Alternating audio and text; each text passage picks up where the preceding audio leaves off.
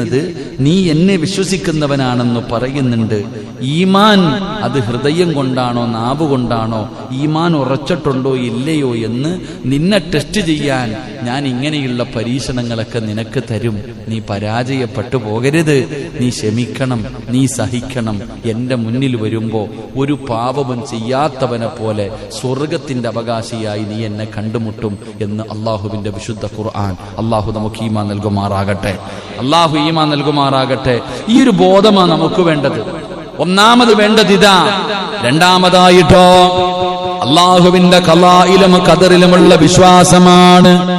ഇസ്ലാം മനുഷ്യരെ പഠിപ്പിച്ചു തരുന്ന ഭൂമി ലോകത്ത് ജീവിക്കുന്ന മനുഷ്യനുണ്ടല്ലോ, അവന് രോഗം ബാധിക്കും, അവന് എന്താ പ്രയാസങ്ങൾ അവന്റെ ജീവിതത്തിൽ കടന്നു വരും. ഇതൊക്കെ മുമ്പുള്ളവർക്കും വന്നത് തന്നെയാണ്. എന്റെ പ്രിയപ്പെട്ടവരെ, ഇനി വരാനിരിക്കുന്നവർക്കും കടന്നു വരുന്നതാണ്. അതുകൊണ്ട് നീ മനസ്സിലാക്കേണ്ട കാര്യം എന്തെന്നറിയുമോ?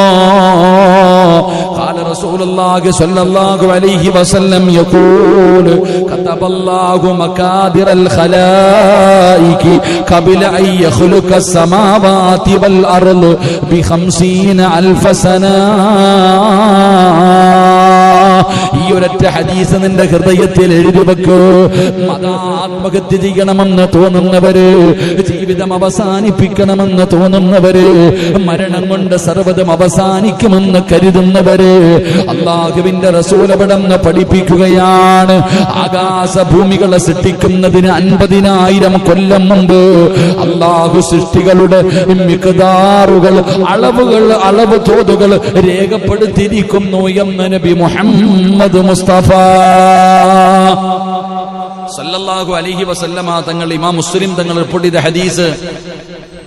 എന്റെ പ്രിയപ്പെട്ട സഹോദരങ്ങളെ, പ്രവാചകൻ സല്ലല്ലാഹു അലൈഹി വസല്ലമ തങ്ങൾ പറയുന്നു, ഈ ഭൂമിയെ, ആകാശത്തെയും ഭൂമിയെയും സൃഷ്ടിക്കുന്നതിന് 50,000 കൊല്ലം മുമ്പ് തന്നെ അല്ലാഹു സുബ്ഹാനഹു വ തആല സൃഷ്ടികളുടെ അളവ് തോത് രേഖപ്പെടുത്തി കഴിഞ്ഞു എന്ന് നബിയിന റസൂലുള്ളാഹി. ഈ ലോകം സൃഷ്ടിക്കുന്നതിന് 50,000 കൊല്ലം മുമ്പ് തന്നെ സിറാജിന്റെ ജനനം മുതലും